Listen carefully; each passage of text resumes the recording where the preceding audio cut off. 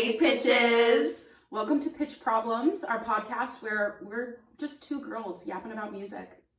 We're yapping and we're girls. We're girls and we yap. We are having a weird day. And I think that we've slightly morphed into some delirium in the past half hour. And so I'm really excited for you guys to go on that journey with us.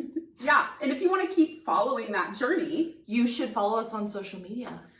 Everywhere except for Facebook, we are Pitch Problems Podcast. And on Facebook, it's just Pitch Problems. Yeah, we didn't need the podcast for that one. We You already know. You can also submit stories, embarrassing, lesson learning stories, anything you'd like at pitchproblemspodcast@gmail.com. And it'll be great. We'll read it and yes. we'll hee hee ha ha about it. We definitely will. So this is our second episode. We've already learned a lot. We have. Mostly we learned that everything has a sound. Everything. Even air. Especially air. Especially air. Dare I say. But yeah, so if you've been following along at all on our social media, we have some really hilarious little short clips from episodes before they air, and we're trying to put them out every Monday. So hopefully that becomes a weekly thing that we can actually do. Fingers crossed. Yes. So, and also, wow, Lex, you don't look super comfy right now. Why is that? Oh, this is my natural posture. We can't relax because we have really beautiful shadows in the moment. I don't want to go into the light quite yet. Yeah, so we're gonna sit up like this, and you're all gonna pretend that we look comfortable. Yeah, the sun is being a diva, and there's only room for two in here. There's only room for two, and we're not waiting for her. Yeah, we're not waiting. Wait for us. And exactly. I think she is, because she's in the same place. Right. So, anyways, okay, so this week we only have 2 stories total. Yes. Last week we only had 2 stories total. That's true. We okay. gabbed enough We for 2 gabbed. stories. We gabbed. So, these are more, I think, again, on the embarrassing side. Is yours embarrassing? Awkward. Okay. Mine was coined embarrassing by the person who wrote it in. So I love. Okay. Love. Would you like to go first? I went first last week. Right? Okay, I'll go first. You should go first this week. Perfect. My moment. I wanted that there. Okay. So this was, I posted an Instagram story asking if anybody had an embarrassing whatever performance moment. And my friend Max, shout out to Max, he sent this in. And I cackled. You obviously haven't heard it yet, so I'm so excited. Okay. So, just so you guys know, I said, what was my story? Let's see if I can, it's really small print. Oh, here we go. Okay, so I said, Alexandria and I have started a podcast called Pitch Problems Podcast. If you or anyone you know has a performance or generally music-themed embarrassing/horror story, please DM it to me. And he did, so that's fantastic. Okay, so here is Max's story. I was... Sorry. She was right there. I couldn't help it. Hi, honey. Go listen to the story. This is Annie. If you guys haven't met her, why don't you give the mic a little lick, Annie? She has the cutest little snaggle tooth. Why don't you give our listeners a little lick?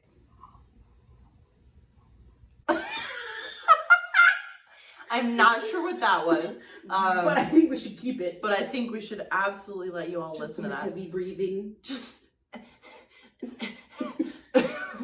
you good? She's camera shy. Anyways, okay. So he says, I was Benny South Street in my junior year musical production of Guys and Dolls.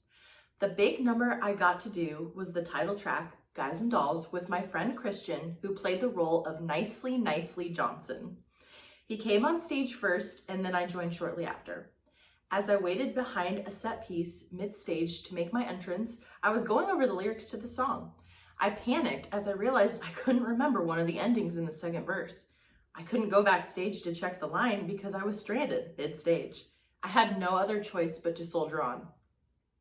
Top 10 nightmare moment definitely had a nightmare about this, probably like an anxiety dream so many and times. Almost every single time I perform, as the piano like entrance is happening, what's my first word? And you don't know the first word until it's coming out of your mouth. You're like, I'm just not gonna think about it. Yep. And hopefully it'll come out. She keeps trying to lick my face. So she'll sorry. do that. She'll lick the air. She loves the air. Okay, so he said, I had no other choice but to soldier on. We started the song, and the entire time I was sweating bullets, hoping I'd remember the words. As the verse approached, I simply couldn't think of the line and just had to improvise something. It sounded horrible in my head, and Christian's face had a look of shock on it. We finished the song, and I was convinced the whole thing was a disaster. I guess only a few people noticed, but I still have nightmares. Who doesn't? He said, one more line, I still haven't felt that embarrassed about something since. Man, I wish I could say that. right, like forgetting a singular line within a song that has multiple verses, like. Wow, shout out to you though, Max, because that is a hilarious one. I feel like, yeah, do you have any specific, like, you did actually forget your line? Oh, I usually can cover pretty well with like sneaking in a different verse or like flopping a verse. Although one time in my undergrad, I was singing Suagnung, and it's strophic, so it's three of the same melody, just with like very different words. And I think it was the second verse, and like also context, one of my professors is like fluent in German to the point where like English was his first language, but he studied so much that sometimes he dreams and thinks in German rather than like translating actively. So he's very good. And I didn't even flip a verse.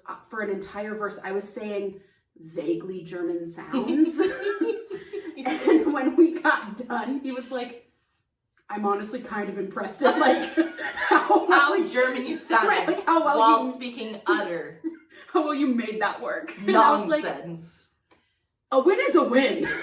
You know what I mean? That's incredible. I think that's the worst for me. Yeah. But I still have nightmares about a time that I actually like did really poorly on a stage. Oh. It was a scholarship audition for the Glenn Miller Scholarship, and I didn't know there was going to be a sight reading portion. And my high school didn't do any sight reading. We didn't do solfege. We didn't do sight reading. I had zero sight reading solfege experience in my life. And it was so legitimately bad. Like, it was so bad. And then it ended on just an 8-5-3-1 arpeggio. And that's the only part of it that I got correct. You were like, I was like, I got that fucking arpeggio at the end. Though. And then we got done. And God bless my mom. Love her. She's not a musical person. So she didn't know how to like articulate what had just happened. She was like, she literally goes, Lex, what happened? And I was like, yeah, no, I don't sight read. I've never done that before. That was very bad. She goes, I know, I've like never heard bad sounds come out of your mouth before. I was so embarrassed for you. And I was like, thank you. Cool. Thank you. Dang. I went back the next year though and killed the sight reading after a year. She was like, I'll come back. Back and better, baby. Back and better. Yeah. Dang. Still not great at sight reading melody, to be perfectly frank. Sight reading, I want to cry. Yeah. I probably shouldn't admit that, but here we are. You know, I've gotten way better though, because I'll have a lot of lessons where I just get brought a song like, hey, this is due tomorrow. Or like, I can sight the read it audition's on the piano. tomorrow. I'm like, yeah. Right, like I can sight read it and like sing it if I'm playing along with the piano. And I'm really good at sight reading rhythms. But hand me a melody and I don't get to at least plunk it out once. Oh. Not my favorite. Yeah. Not my favorite. Oh man, that's rough. Yeah. Yeah, I feel like honestly, I think I've been pretty fortunate in that. Oh God, I don't even want to say it out loud. We can't jinx ourselves. Like, knock on wood. Yeah. Oh my God. Oh, sorry, did I say And he was like, I'm gonna freaking punch you in the face. I'm gonna go. All 10 pounds of her, like so quick to react. Snaggletooth first. Yeah. She's like, I'm coming for whoever knocked on this trunk. Is there someone in here right now? Is there someone in here? Is there someone inside the trunk? She would think that. She would be like barking like at it. Actively at the trunk. Anyways, I don't even want to jinx myself. Yeah, let's not. I don't have a moment where I can remember off the top of my head forgetting words. I'm going to say that. Yeah. I will say particularly traumatizing. Oh, I definitely have traumatizing, just not in that specific fashion. Yeah. I will say one of the first master classes of undergrad. Oh my gosh. I don't even want to say this because that's how traumatizing it was. I literally, okay, y'all gotta get something straight. I don't know about you. I never had voice lessons until I got to the summer before college. I was incredibly privileged. My mom started me in voice lessons when I was like 10, unseriously. Oh my gosh. And then I started studying pretty seriously when I was like That's 12, 13. awesome. I was very lucky. Like, shout out to Michelle Plum. She doesn't have a musical bone in her body. Michelle, you a real one. Actually, that's a lie. She says she doesn't have a musical bone in her body, but I think a teacher when she was young told her to not sing. When I've heard her secretly singing, and she has a pretty decent voice. See. But she just didn't participate in music things beyond like basic choir, and I think maybe a little bit of show choir. But she also graduated with like 13 people. So when I say show choir, it's not like Omaha show choir that we know. Right. You know? Right. Yeah. For those of you that don't know, so okay.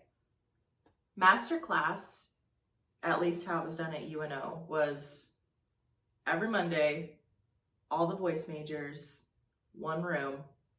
Couple people each week perform a song, a piece. I should say, excuse me, how CCM of me. A song. A piece of repertoire. Yeah, seriously.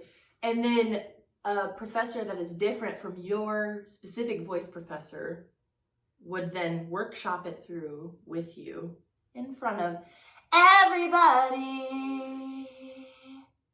And if you're thinking, wow, that doesn't sound absolutely terrifying, I don't know what to tell you. You must be a different breed. Not Hybrid. particularly terrifying to me, but You're crazy. I'm just kidding. No, but it was like a different kind of nerve-wracking. I would rather do a masterclass in front of 100 strangers than 20 of my peers. 100%. One thing about me is that I used to have absolutely crippling performance anxiety. I did in middle school and a little bit in high school, but I was like blessed with enough performance experiences and opportunities that I kind of grew out of it. But I used to shake violently. Oh yeah, I'm talking nightmares, anxiety dreams, days before. Day of, could not eat anything. I was so nauseous. Oh yeah. Other things. Nervous poops. They're the worst. Nervy poos. Literally, and then I would go on to stage, perform, and I would literally black out. Like I wouldn't. Solo settings only or even group settings? Solo settings only. Okay. I would literally black out like I didn't know what happened. Yeah. Like that's how bad it was. And you know what? It's so annoying, but the only way to get over that is to keep doing it. To keep doing it. The very first time I ever performed in public, it was that's not church. I performed at church a lot growing up, which was very helpful because as my voice teacher and my mom would tell me, most of the crowd is old and actually deaf, so they like can't hear you. Everyone's turning off their hearing aids. Exactly. It's very low stakes. But the first thing I ever did was this precious little like talent competition for a winter festival. And it was in a room, like a sort of like a center. Okay. Up in my hometown, and my dad actually like helped run the venue. So I knew the venue. I knew where my dad was going to be. Shout out to one of my friend's moms for playing for me. I was singing Part of Your World from The Little Mermaid. There's something to be said about knowing who's accompanying you, and having your voice have been in the space that you're going to perform. Yes, there is something to say about that. However, this was the first time the space was filled. And so picture it. It's 10-year-old me holding a mic so violently in both hands. One of my friend's moms right here playing piano, and then an entire room of people. Like I could look from here to here, and there were people. But because my dad was working, he wasn't sitting at a table watching. He was like over in the corner because he was in charge of a lot of things. And so instead of performing to this giant room of people, I took that mic and I turned my whole body like this. Anyways. And I sang straight to my dad and ignored everyone. Do you ever have students that like dead stare into your soul? Don't look at me while we're doing warm-ups. Stop time. making eye contact. The No whole one time. wants that. No, the whole time they're singing a song. No. Stop. Don't. I make my students look in the mirror, And then you're, like, or I tell them looking- to look above my head. No. Are you ever like... Right, like, stop looking at me. And then I've started just sometimes- saying it. I've started telling them to stop making eye Oh my contact gosh, with me. I have. I don't I know how to do can't. it. I can't. I'll have the awkward like... Mm-hmm. Inside I'm like... Please. Please. Stop. Stop it. That's actually a really good segue into my story that I have for today. Oh. Should we? Yes, please. Okay. This Sorry. is also about awkward lesson times. Did we finish all of our thoughts? Yeah. Yeah. I think I was in the middle of talking about masterclass in mine, but yeah, I didn't even really want to share my memory. You guys will earn that in time. You guys will earn that in time. I don't And you even know what? want to talk about it. I also have a UNO masterclass story so maybe we Maybe can we'll share have them a together. UNO masterclass because it's actually like a core nightmare memory for me. Same. I'm like, I don't think I've ever been as traumatized vocally. Yeah, mine was my pride, not like actual singing stuff. But yes, we'll stay tuned. Okay. My friend Cece sent this in, so shout out to Cece. Shout out Cece. Let's see if we can sit back first. No, still right there in your eyeball. It's better, It but is it's better. still there. I told Still you. Still She there. did deep. Okay. Okay, so I've had a lot of memorable lessons, but one that really sticks out is this time that I had a student who literally refused to sing or even speak the entire lesson. Like, total silence. I kept trying all these different approaches, asking questions, giving her really easy warm-ups, even just trying to make casual conversation, but nothing. Just blank stares. Like maybe some mumbling, but dang, it was nothing. She had to have been like 11. I can't remember. The kicker was that her mom wasn't there, so I couldn't even ask if the lessons were something her daughter actually wanted to do. Like, so her mom, like, wasn't In the Wouldn't building, come I in. assume. Oh, Oof. no. I couldn't check if maybe she was just shy or if this was normal behavior. So I ended up sitting there for half an hour, basically, trying to pull teeth, just getting her to say or do anything. Oh my God, what do you say if you don't literally get anything back? Right. I would start anxiety blabbing, I think. Yeah. I would literally be like, Or like, anyway, so I don't know. Anyway, so I right. And if they were I a would little like bit, get stuck in a cycle, I think. yeah, if they were a little bit older, I'd be like, oh, take out your phone and like show me some of your Spotify songs. But if they're 11, do they have a phone? Who knows? Right. Oh my gosh. Okay. Oh so my gosh. And then she just said it was so painfully awkward and I felt helpless the whole time. Definitely one of the longest 30 minutes of my teaching career. Can you imagine? Like, you're Every trying week. to talk and then this kid is just, yeah, try it with me. hi, how are you today?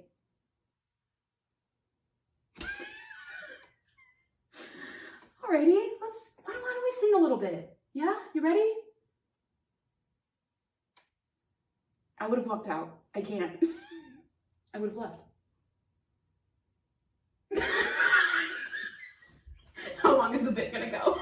I literally, It just, I don't know what I would do. I feel like, how long was this a student for? I think it must have been the first lesson. I don't know. I don't have Oh any my gosh. follow-up. Okay. I'm like, if I would have this was texted an mom. ongoing I would have texted student- mom after 15 minutes of Same. silence. Same. I would have been like, hey, something wrong. We're like, hey, can you maybe come in for this first lesson? Yeah. Like, why don't you come back in and we can talk about the studio handbook? There we go. Or Last 5 something. minutes. Yeah. Kid leaves. Talk to mom. Hey, not a Hey, word. so what's up? Not a word. What's up with that? That's wild. Yeah. I don't know what I would have. Yeah, if it was one lesson, like definitely long, 30 minutes. Oof. We can move on. Can you imagine if that was an ongoing student? No. Have you ever had a student that did literally anything they could to get out of having a lesson and just talk? Yes. Yes. I'm like that too. Love them to death. They were a fun student. But man, I was like, some we of have them to sing now. No, literally, there's a few of them that when they walk in, I start a 3-minute timer and I'm like, you have 3 minutes to yap, go. That's a great idea. Yeah. That's a great idea. Otherwise, we get nothing done because they're so like yappy gabby, tell a story, and I can easily also get caught up in that. And then I'm like, it's been 20 minutes and we haven't sung a single I get note. so caught up. Yeah, especially if I know this is probably like petty and childish and maybe a little immature, but if there's show choir drama, I love hearing show choir drama. Honestly, I love the tea. I have some students that come in and will give me like really good tea. Some hot goss. Yes. Like hot gossip, friend group drama. Oh. Honestly, yeah. I love the drama because the music world has the best drama, honestly. And you know it's fleeting. Like everyone will be okay in like 2 days.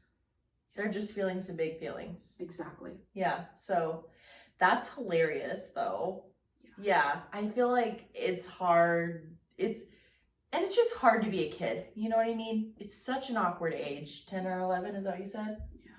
I don't know about you. I think 10 and 11-year-olds these days, like they're not like we were. No, I used to say that I would teach ages 10 and up, but I really don't want to teach 10 and 11-year-olds anymore. They're different. Not that they shouldn't take voice lessons, but they need the right teacher. Just not with me. You're not the right teacher. They need the right teacher. Yeah, they don't have like an awkward phase anymore. Well, I guess they do, but in like other ways. Like our awkward phase used to be like frizzy perm that never really like came out, and like we don't know how to dress ourselves yet. These 10 and 11-year-olds, they're wearing Lululemon. Right. They have a newer iPhone than I do. Oh. They have their nails done. And don't even get me started on like the 17 and 8-year-olds that I teach that have nicer cars than I do. I can't. I literally can't. Like walking out of the studio at the end of the night. They're a different breed. I'm not like, don't look over here. Please don't acknowledge this. Yeah. They're different these days. They are. It's not a bad thing. But they have real good gossip. Yeah, they do. Okay, so we have a little section that we're... Speaking of gossip. Yeah, so perfect segue. Again, look at us. We have a section that we're gonna probably do every week, we'll see, of music industry, gossip, news, blah, blah, blah. So we each have a little something. I would say these are more like, well, I guess they're not super similar. Like, basically, they're parts of the music industry. Like people are like trying to cancel the person you're going to talk about. Yeah. And people are questioning whether the person I'm talking about is some sort of satanic worshiper. I thought spooky season. Why don't I get some weird spooky season vibes going? Yeah. Tell me everything. I'm so interested to hear about this. So, recently I've been seeing some things, mostly on Instagram, about The Weeknd and how some people are going to his concerts and they're like, is this a satanic ritual? So I'm going to get into this. But it's like his fans. It's not like someone's small town 70-year-old aunt going and being like, it's the devil. Well, here's one thing it's the devil. Here's one that was good. One thing I sort of stumbled upon that was like kind of interesting was like there are people supposedly going to his concerts just to see whether this is true. But I'm like, why would you pay that much? Why would you pay that much money? Do you know how much tickets are these days? No, they're ridiculous. So I'm like, I don't know how solid that is. Okay, so obviously I just did a broad search of The Weeknd satanic rituals at his concerts. Okay, so kind of an overview, and this is like a really interesting topic I think for us to talk about in general. Basically, some of the things that people are referencing. Okay, I'm gonna go over that. So there's a fallen angel motif. The Weeknd often portrays himself in his videos and live shows with a devilish or fallen angel aesthetic. This imagery is used to represent a protagonist who has fallen from grace due to the temptations of fame and hedonism. Okay. So that's one thing. He kind of will like, did you ever see, he went to an awards show or something. I don't remember which one it was. And looks like physically beaten to shit. Yes. Oh my gosh. That was insane. Whoever that makeup artist was, I actually really could not tell that was fake. Yeah. For a while, everyone was like really concerned. Yeah. That was really cool. But yeah, stuff like that. It's kind of like teetering into performance art. Right, like it's giving Lady Gaga meat dress. I was going to bring that up. Yeah. Lady Gaga's another one that is constantly, and Katy Perry are constantly accused of like... Really? I haven't heard of Katy Perry. Oh yeah, Katy Perry's one where she had the big lion whose eyes lit up. Or am I thinking of the right one? I don't know. I've never it's heard like this. It was at some award show and like one of the Christian artists like walked out and like made a stink about it. Oh, wow. Okay, so another one is the Satan Flash. The music videos and concerts for his After Hours era created a storyline that many fans interpret as, oh, I scrolled down too far. My bad, that's the next one. A key piece of evidence cited by critics is a concert video from 2017 in Copenhagen, Denmark, where the word Satan briefly flashed across a screen behind the Weeknd. While this event did occur, it was a one-time visual effect and not a regular part of his show. I still feel like that begs the question, why? Yeah, why though? It was just like, and what if towards the end we just have the word Satan?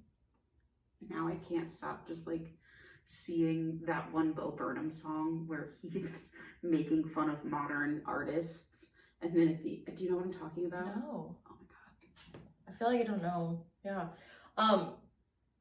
One-time visual effect not a regular part of his show, and a 2021 news fact check debunked claims that the word was displayed during his Super Bowl halftime show. Why was it on the one in 2017? I need an answer. Right? Like, was he hacked or... Okay, here's the Bo Burnham thing. It's called Repeat Stuff. Just watched that. That was interesting. That was really interesting. Yeah. If you want to see it, it's Bo Burnham Repeat Stuff. Interesting commentary on how artists treat and exploit young women. Yeah. Wow. Wow. Wow. Yeah. Okay. So there's that. So there's that. So, there was one other theory about the Weeknd. The sold his soul theory. The symbolic nature of the Weeknd's visuals, particularly early in his career, has led to speculate that his persona is based on selling his soul for fame. In the video, Can't Feel My Face, his performance gains popularity only after a devilish figure sets him on fire. Okay, so here's the other part of this argument or contradictory kind of visual art side of things. So the Weeknd is known for meticulously crafting a complex aesthetic and story across his albums. The shocking or dark imagery is a tool to convey the central themes of his music, including his personal struggles with addiction and vice, religious guilt, and heartbreak and fame. Right, exactly. Like, I think that he's just like doing performance art, and he views an album as like a through album, like a whole artistic concept, not a collection of pieces. 100%. I think it's hilarious that people are like, must be the fucking devil. It's interesting though, because I think that there is like a duplicity here, because I think on the one hand, I completely agree with you. Yeah. But I also have a pretty firm belief that in order to achieve any level of fame, you do sort of have to sacrifice your morals and values. You do, which is why people are currently having like the ever complex and layered argument that we don't have time to get into of should you go to your favorite artists for morality and political opinions. It's like when especially like as someone who does both like classical music and has like a toe in the commercial music world, you know, like the classical music saying of like, in order to in order to become a master at anything, you have to spend 10,000 hours on it. Okay, if you're spending 10,000 hours on something, whether that's trying to become a celebrity with a recording deal or being a concert pianist, you don't really have time to form valid thoughts and opinions and be educated enough to have good opinions like that. Yeah. So long story short, no. I don't think he's doing satanic rituals. I think he's using a lot of dark imagery in order to represent some intense and very dark and probably demonic feeling things that he's going through, things that he's struggling with. And also not rage bait or clickbait, but shock value. 100% shock value. Absolutely. Of course he's going to do something kind of crazy. Yeah. Obviously. Remember when he came out with the makeup that looked like a bunch of plastic surgery? Yes. That one was that crazy was too. Wild. That one also looked so real. I was so worried. I was like, oh no. I know. For like 3 seconds. And then I was like, oh no, this is like the black eye. Yeah. Do you remember when people thought that, what's his name from High School Musical? Zac Efron. Zach. Poor Zach. Do you remember when people thought that was... That he just like went too far when in reality he like almost died? I don't think enough people know. He almost died, you guys. Lay off his chin, okay? He had to have reconstructive surgery. He did. He literally had to get a new chin. Yeah. A new jaw, actually. Poor guy. Yeah, but you know what? He's like thriving. He is. He had that one show where they were like traveling a lot. Show where he almost died. I didn't know that was the show. I'm pretty sure it's the show. You're probably right. I did see a movie with him in it semi-recently. For the life of me, cannot tell you what it was. I want to see the one where he's dating his assistant's mom. I think it's a Netflix one. Oh, that sounds good. Yeah. This one, something happened. Someone died in this movie. A kid? Maybe? His little brother. Yes. What movie was this? August Cloud? Something like that. Something. August Saint Cloud? Why would I feel like there was a saint in there? I think you're right. I think it's August Saint. Yeah. Please fact check us. I love that this is coming right after talking about Satanism. Love that. Love that. Charlie St. Cloud. Charlie St. Cloud. Charlie. August St. Cloud's a good name though too. Yeah. Where's the sequel? Just change the first name. That's There's a good secret movie, though. third brother that could die for this The movie. August. You need to die. Oh my gosh. So, anyways, I think it's just a really interesting thing to speculate on, just in terms of like, yeah, I mean, you as an artist, you have free reign. Yeah. And he uses that. He'll be using it. And I don't think any of it is so serious. But I do think it is an interesting topic when you start diving into just like celebrities, stardom. He probably does feel like a little piece of his soul has been sold for that. How could you not? How could you not? How could you not? Right, the things that you have to do to get to that level of fame. Exactly. Okay, so I want to hear about this tea. Yes, It's so not this is necessarily something about being canceled. No, but this is a rumor for the music theater nerds. There is a rumor that there is going to be another movie production, another movie musical of Phantom of the Opera. Because... Pause. How do we feel about that? Excited? Okay. Did you like the OG movie? So, Phantom of the Opera was the first movie musical I ever saw. Mm-hmm. I was this kid in an athletic family that was super into music, and it was like the first time I saw something that I was like, oh my God. Yeah. So it holds such a special place in my heart that I can't be critical about it in the way that other people are. But I understand that there are valid criticisms about it. I freaking love that movie. Thank you. I love it so much. I'm sorry. I love Emmy Rossum. So impressed with Emmy Rossum. Did you know that I think she was only like 17 or 18 when they filmed that. That's insane. A true queen. That's insane. like hadn't even gone through second puberty yet, and to be able to phone it like A that. true queen. Truly. So I'm excited. I am really excited because I have such a very like strong emotional connection to that movie. It's also the first musical that I ever saw live. I saw it in London at Her Majesty's Theatre. I'm so jealous of that. It was really fantastic. I felt the fire on my face. Oh, wow. It was so cool. And also historically, Andrew Lloyd Webber was critical of the casting of Gerard Butler as the Phantom, not because he didn't think that Gerard didn't do a good job. He thought that Gerard was too young, so the movie didn't accurately portray the confusion that Christine felt towards the Phantom of, is he a father figure or is he a father Listen, figure? I kind of feel like they had to go like with a hot guy for the movie. Yeah, I think they went a little too horny. Dare I say. Like they went just a little too horny, or I think that that's what Andrew Lloyd Webber is getting at, that there wasn't I think that they were like, in order to make this sell, we need a hot guy. Yeah. We have a hot girl, we need a hot guy. Yeah. But but part of the story is that there is supposed to be the confusion of, is that a hot guy or is this my dead father? Right. Right? Right. So also, this is not the same thing. There is a production that is going, I think they're just calling it Phantom, the series, about the same storyline. And Kenny Ortega, director of High School Musical and Descendants, is the director. It's he's back to Disney after a stint with Netflix. Okay. Either that or he's going back to Netflix after a stint with Disney. I don't know which.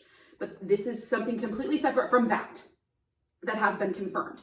This is unconfirmed that there will be a new movie musical, and there are rumors flying that they are going to cast Rachel Zegler and Ramin Karimloo as Christine and Phantom. Okay. Which, like, I would be thrilled with. Yeah, that would be really good. I would be thrilled because Ramin is now 47 and Rachel is only 24.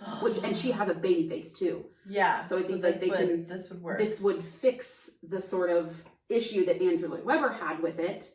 And then this past, I think it was a week and a half ago, at the point of us recording this, Rachel Zegler did a like sold out show, of like a solo show in London.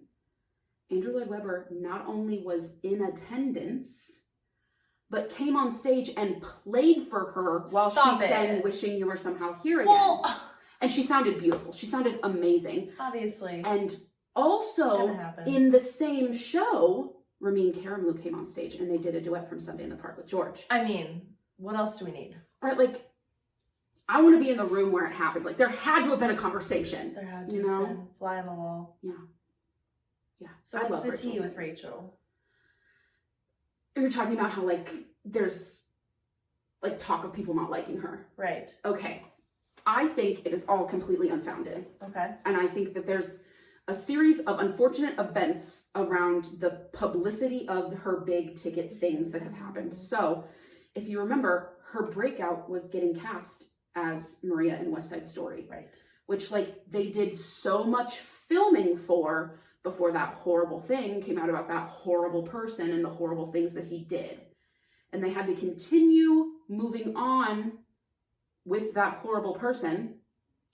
And a bunch of people were, like, I think calling for her to back out or calling for the studio to cancel the movie. But, like, they had already dropped millions of dollars and given so many people, like, jobs for this production. Right, right.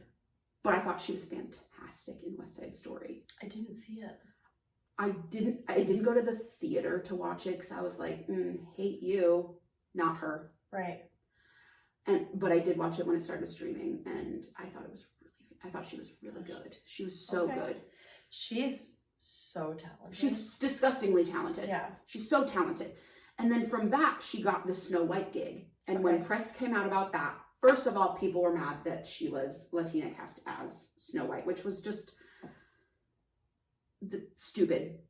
But when that came out, there was that whole controversy, which I think just like stoked a little fire of discontent. People are like weirdly emotionally attached to the character of these like classic Disney films. I know they are. And so then during that little press, when she was talking about things that they were changing in the movie, she had made some comments that I think it like upset that like feeling of protection or like protectiveness about the story of Snow White and it being like such an integral part of people's childhood. Because she said that, like, you know, in the original, it is a little creepy that he's, like, kissing this woman that he basically stalked and she's never met him. People also need to realize how young she is and that she grew up in an age where as a child, she was hearing that being talked about as it being wrong. Yeah. We grew up as like, oh my God, Prince Charming. Yeah.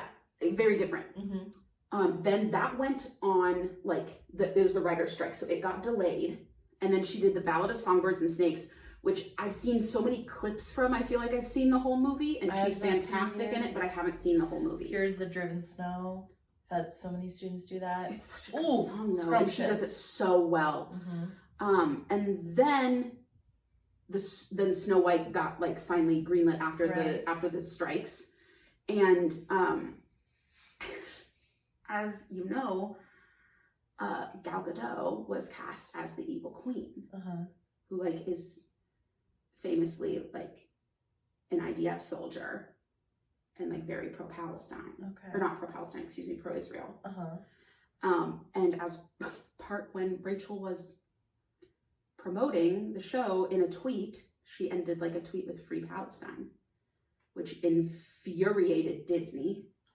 And the director was Mark Platt, father of Ben Platt, also father of Jonah Platt, who then got on Instagram and started saying that like she's so unprofessional. We can't believe she would completely disrail the promotion and like for her selfish reasons. Wait a minute. Isn't Free Palestine? Me, Free Palestine. Yes. Gal Gadot, pro-Israel. Rachel Zegler, pro-Palestine. Why was Disney getting mad though? Disney was getting mad that she included something that was political. Within a promotional content for Snow White, especially considering that she's in the movie with someone that is pro-Israel, and people were calling for the movie to be boycotted anyway because of Gal Gadot. Gotcha. Okay, I was like, wait a minute, aren't we on the right side saying that? Yeah, I mean, I personally feel she's on the right side, but apparently Mark Platt even like flew out to California or wherever she was, like flew out to where she was to get her to try and take that tweet down, and she left that shit up. Rachel. Queen. So apparently she has like really burned a bridge with Mark Platt and Disney, if you will. And then people, because I think her name has been in talks of all of these things, were saying that she's the reason that the Snow White movie flopped. When if you watch the Snow White movie, it flopped because it was a bad movie. She's amazing in it. I'm sure. The costumes were horrible. The world building was horrible. Gal Gadot was horrible. I wasn't going to get so worked up about this. But like the visuals of the movie were not good. It wasn't good. There was also a bunch of controversy within the movie and like the dwarfism community that like there's such a layered conversation that again we don't have time to get into. No time. But I think that's the reason that like there's hate towards her. But she's then gone on to like star in Evita in London, and I think she's amazing. I really do. Listen, honestly, I love how well that story went with us just talking about sometimes you have to do things you really don't want to do and sacrifice your own morals for success. And sometimes you gotta stick it to them. And just no matter what, stick it to them. Yeah. Because she clearly was like, things that I are don't important really enough care to like really... if you want me to take it down. I'm not going to. Exactly. And I love that. Yeah. Wow. Yeah. So, yeah, I feel like all that's to say, both stories of celebrities. We got tea, mad tea in the music world. Tea. There's a lot of, I think this is a really important closer, just to kind of wrap it all up in a nice little bow. Please don't believe what you see on social media. Good Lord, yes. I think both of the things we were talking about were based on TikToks and Reels. Right. I kept seeing Reels about, oh my God, The Weeknd, he's a satanic worshiper. Did you look it up? Right. I'm like, oh my God, I can't believe they cast Rachel Zegler again. She's going to make that movie flop just like the other ones did. Or did the movies that she was in flop because other people in them are bad people? That's some piping hot tea. Imagine that. Imagine that. Imagine a world. So, yeah, I feel like all that's to say, research, form your own opinion. Exactly. Form your own opinion. I have so many. Me too, and I feel like this is a place where we can share ours. Right. And I think that we just did. Space. I agree. Yeah, it's cozy. It is. There are lights that you can kind of see, and you'll be able to see them more soon. Yeah. Which makes it cozy. When you tune in for our next episode. Absolutely. So, thanks for joining us. Thank you. Oh, you want to say bye? Oh, do you want to say goodbye? She's like, no. Hello. We're on up, our little tiny little mascot. Yes. There we go. I couldn't get that Do you out. want to give him some more heavy breathing? Please do. Good job. Thank you. All right. She says, follow us on social media and send us your stories. Pitches. Listen. Pitches. You need to follow. You need to listen. And honestly, you need to watch because we're really cute. So. And she's really cute too. And she's cute.